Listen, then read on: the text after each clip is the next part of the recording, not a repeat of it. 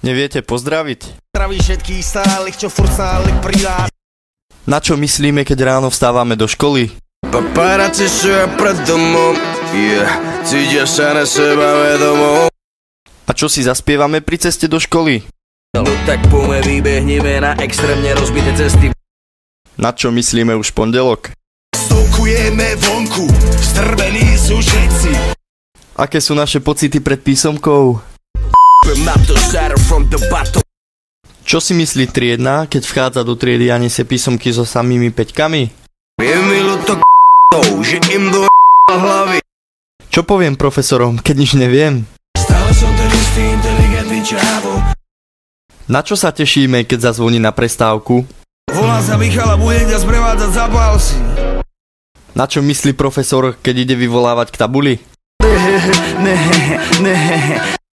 A kam by sme ich radi poslali? Do Ameriky, lebo k Židom. Čo si myslím, keď donesiem ospravedlnenku? Never nikomu ani mne, podlím sa len keď je zle. Ako pravidelne končíme školský rok? Ja sedí quattro porte vzátý v koži, vzadu ega, predu dvaja stokári, keď sa vozí. Čo budeme spievať profesorom, keď nám pomôžu pri mature? Každý jeden, čo tu bol, nikdy som nezabudol. A čo mi povie otec, keď nezmaturujem? Po krku čapaka čapul. A čo mi na to?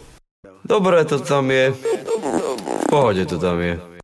Ako budeme vyzerať po mature? Som iba jeden chalán vo veľkom svete. Ako si naši rodičia predstavujú našu budúcnosť? Vlastnosťami od mami, nepokazený kódami. Ako vidíme svoju budúcnosť my? Odviatý na všetky smery, nikto sa nás nepýtal, či veríme, musíme veriť, tam je sila ukrytá.